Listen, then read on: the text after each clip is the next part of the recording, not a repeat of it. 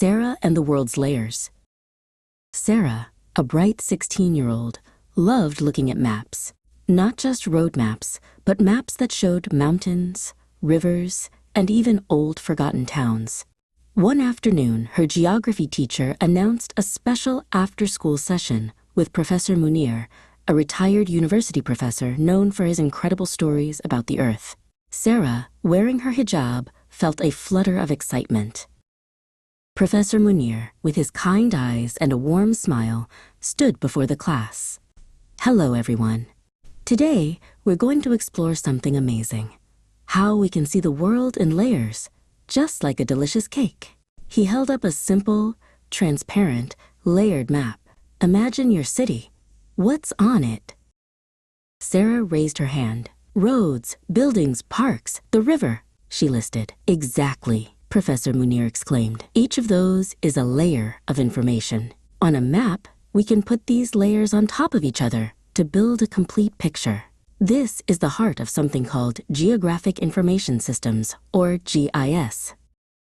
But how do we make these digital layers? Asked another student. Professor Munir explained. We use special tools. Satellites in space take pictures, drones fly closer to get detailed views, and even people on the ground collect data with special GPS devices. All this information is then organized into digital layers. He showed a quick animation on a screen. Let's take our river layer, Professor Munir said, pulling up a detailed digital map on the main screen. It's not just a blue line. This layer knows the river's name, how wide it is, how fast the water flows, and even if the water is clean or not. These are called attributes, extra information attached to each feature on the map. Now for the really clever part, using these layers together. Professor Munir announced, imagine we want to find the best place for a new bus stop. What layers would we need? Sarah thought for a moment. Population density, existing bus routes, maybe even where schools are. Excellent, Sarah, Professor Munir praised. That's suitability analysis.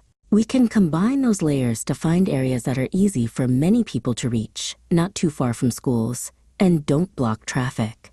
GIS helps city planners make smart choices, like where to build new parks, hospitals, or even safe routes for cycling.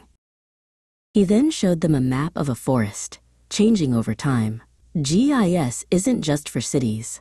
We can track how forests are shrinking or growing, monitor endangered animal habitats, or even predict where wildfires might spread. It helps us protect our planet. The map showed areas of forest disappearing over years. And in emergencies, GIS is a lifesaver, Professor Munir continued. When there's a flood or an earthquake, emergency services use GIS maps to see which roads are blocked, where people need help most, and the quickest routes for rescue teams.